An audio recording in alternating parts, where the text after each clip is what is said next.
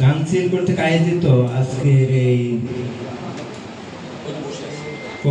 কবি ও কবিতা অনুষ্ঠানে যারা দীর্ঘক্ষণ সময় দিয়েছেন সবার প্রতি আমি কৃতজ্ঞতা এবং সবাইকে আমার শুভেচ্ছা। আমি বেশি কিছু বলবো না, আমি আমার ছোট্ট একটি কবিতা আপনাদের শোনাব। আমার কবিতার নাম নীল নয়ন। ক্লান্ত পৃথিবীর শ্রান্ত ছায়ায় তুমি দিয়েছিলে আমায় সান্ত্বনা। নীল আকাশের মতো দীপ্ত আঁখি, পৃথিবীর মেয়ে তুমি নীল নয়না। লক্ষ বছর ধরে সৃষ্টিতে ঘুরে ফিরে ফিরেছিল অন্ধকারে, যাত্রা দেখি এখনো অজানা।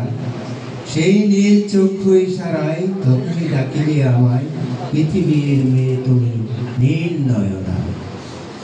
নীল আকাশের মতো নীল দিয়ে গড়া স্রষ্টার সুন্দর সৃষ্টি, সিন্ধু অভিসারে পাল মহাপ্রাণ, শ্যামরুর প্রাণ মেঘ বৃষ্টি। লক্ষ দীর্ঘ শ্বাসে ছায়া সমসে আমার পাশে, নীল নীলাঞ্জনা বুঝি আশার চলনা। তবু মনুষ্যত্ব আহতায় সে দিল মোর আশ্রয় ঠাই, পৃথিবীর মেয়ে তুমি নীল নয়না। দেখিয়াছি ডাকিতেছে ক্লান্ত এক চিল, রৌদ্র ডানা তার করে জিলমিল।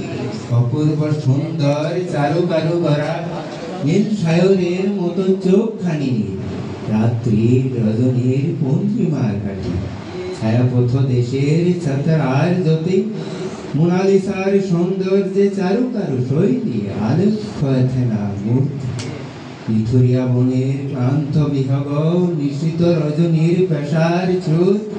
আলেয়ার দেখা ক্ষণিকের জন্যে, পৃথিবীর পারি বহুদূর। নারিকেল তলায় রজনীর কালে, আকাশে চাঁদের মতো রূপসিনী নারী। পৃথিবীর সব রূপ একাকার হয়ে, সব যেন নিয়েছে সে কারি। তাজমহলের জ্যোৎস্না শুভ্র অম্বর, তাহাদেরই মতো তুমি সজীব চালনা।